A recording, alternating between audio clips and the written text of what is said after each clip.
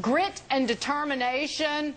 Those are two words that would describe corporate America, one of the most successful leaders. We're talking about Jack Welch. He ran General Electric for a few decades, making it one of the most successful companies in the world. But with us now is Welch's former speechwriter, sharing his insight into his former boss's management style. Bill Lane has written Jacked Up, the inside story of how Jack Welch talked GE into becoming the world's greatest company.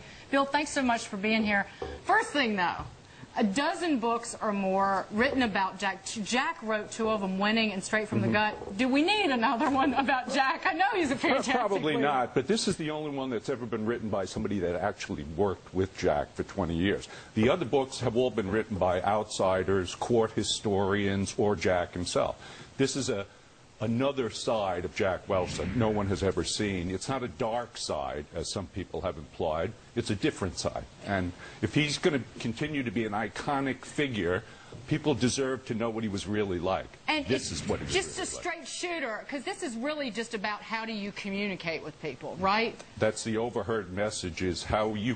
He was the most effective business communicator I have ever seen, or even heard of.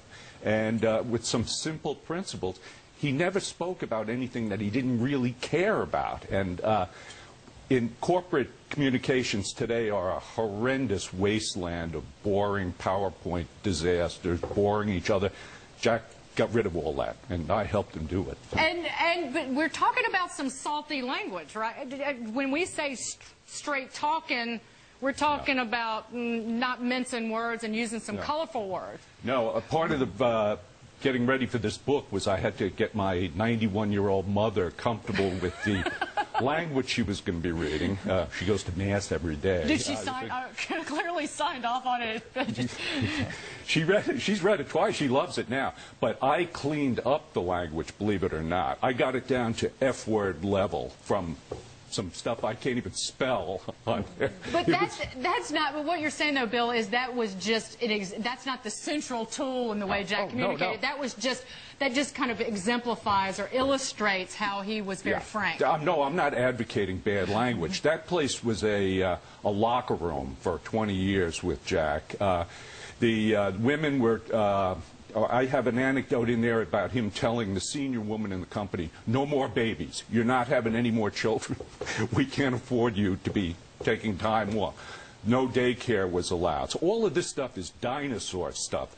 But the time about this guy that is not dinosaur stuff is his ability to communicate and to lead. And without that ability... I mean, we drove that stock to a 50 multiple, and a lot of it was simply Jack communicating with the financial industry. But there's a lot less tolerance, do you think, in corporate America today for whether you're talking about salty language or not, for straight talk. As you said, it's like marketing mumbo jumbo. But is it time that we kind of moved back? And if people were allowed to be frank and use some colorful language, we would be better off in corporate America today. Absolutely, yeah. Kids are coming right out of MBAs, are coming right out and diving right into PowerPoint disasters. Nobody ever told them that this is not the way people like to be communicated to. You know, so this is a how-to book in a way. But Jack was the best I've ever seen. Is he still talking to you after this book? That's a very good question. He got word back to me through a mutual friend that he liked it because it emphasized his integrity, which is flawless. But he didn't like some of the other stuff about telling Charlene Begley not to have any more children or things like this. He's admitted he had a foul mouth. I had a foul mouth, too. I mean, Not here. Nobody has a foul mouth on television, not even on cable. Bill Lane, thank you so much. Good to see you. Thank you.